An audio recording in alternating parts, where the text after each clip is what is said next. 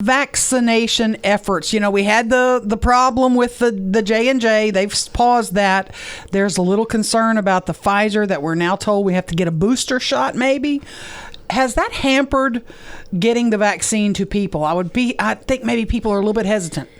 So vaccine hesitancy has been an issue. It just is. The people who want it have gotten it, right? So now we're working with the people who have a fear. And this pause, of course, has made that fear greater.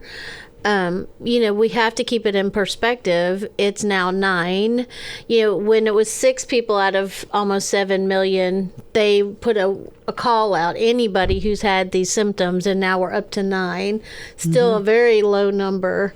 And I think it will be back. I think it'll be back soon. And I think it may have some restrictions, just like with the allergies. Okay, we're going to watch you an extra 30 minutes if you've ever had an allergic reaction that needed an EpiPen, that kind of thing. Sure. But yeah, it's definitely. Who are the groups who are hesitant to get it? I mean, does it vary?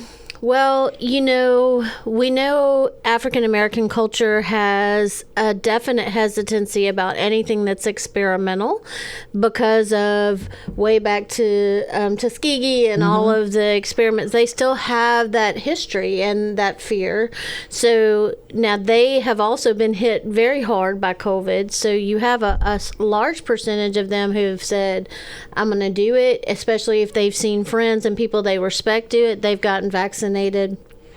But you still have a group of that are afraid, and then you have young people who think they don't need it, and they are spreaders, and they are going to be the reservoir that we see these variants grow in. That's who we need to work on, that 16 to 35 group. Let's talk about the J&J for a second. Here's my question. And so interrupt and or correct me if I'm off the mark, if I'm wrong. We know each other that well. He's a J&J patient, as you know. But the point is this, is that we have one death that may be attributed to Johnson & Johnson. Hasn't been confirmed yet, hasn't been tied together. So you've got, but let's assume for the moment that it is. Right. So you've got one in between 7 and 8 million vaccinations. Right. That's pretty good odds, especially when you consider that when it comes to coronavirus, your chance of dying is 1 in 100. Right. That doesn't make sense to me just being a regular guy. And B, if there weren't 2 other vaccines, would they have pulled J&J? I don't know the answer to B. I think that's a good question, because we were definitely needing a vaccine out there and needing to start protecting people. I mean, if that were the only one and your chances are maybe Right. 1 in 8 million against 1 in 100, I personally might roll the dice. Right. And I think it's just a good example of checks and balances. We have these other vaccines. We have the ability to take a step and look and see what is causing these clots. We know women of childbearing age, especially if they're 35 and older and using birth control, estrogen based especially, are at high risk for clotting. Are you privy to any information that we might not have about what studies, what threads, common threads they might be looking at, or in since I saw it last, they might have found? So I'm not actually at one. There's a call about what they're seeing and perhaps some restrictions that may come. So maybe we can talk about that tomorrow. But right now we have not released. Early. I know, but perhaps they'll have some of that. I know they're looking at smoking. I know they're looking at birth control use and other risk factors for strokes. But pardon me again, is and I think the number is 7 that may be is 7 out of 7 or 8 million? Is that no? That's just seeming. It's 1/1000th of the risk from just taking a birth control pill. Okay, let me ask you, those of us who've gotten Pfizer or Moderna, we're hearing now that we need a booster shot. Can you shed some light on that? And when do you have to go back for a booster shot? What's the protocol now?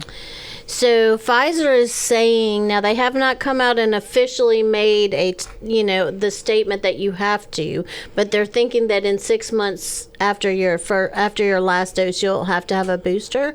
And of course, all of this has to do with these variants. and making sure that we are remaining. Given the fact that people have to get flu shots, I don't mean, you can finish up in a sec, that we get flu shots, or people get flu shots every year for a different strain and or variant of whatever seasonal flu it happens to be. As a doctor, that can't be surprising to you, though, is it? No, it's not. It's not. And Moderna is saying a very similar thing, that they're going to have a booster that will cover the variants. Okay, So. how many cases, are we seeing cases going down now in our region? Are we still seeing a little bit of a spike? I don't want you to say that. So we are seeing slow climb, very slow climb. Okay. But the whole state is now seeing, it was first here, of course, we're always, but we are seeing a slow climb. And the demographic is the younger people? It's younger people. Is that because they're getting out now? They're going to bars. They're going to see bands. But they're that's the going case, to. pardon me, but that's the case also in states that are still maintaining stricter Right. limitations. Michigan, in fact, CDC recommended a lockdown for them because their cases are climbing so fast. Louisiana's climbing slowly. But even There are for- about 25 out of 50 states that are climbing, and some definitely more rapidly. And again, than we correct me are. if I'm wrong, but it seems like everything I read, and I don't know if it's legit or not, but it seems like the numbers say that the chances of spreading the virus at outdoor events with some degree of social distancing is very small. So let's go outside and play in the sunshine as opposed to stay in your house and breathe that stale air. I think going outside, and I've always said, be outside, go for a walk. You don't even have to wear your mask outside if you're not around other people, even if you're not vaccinated. But the problem that we're having is people in bars, people having parties close on top of each other.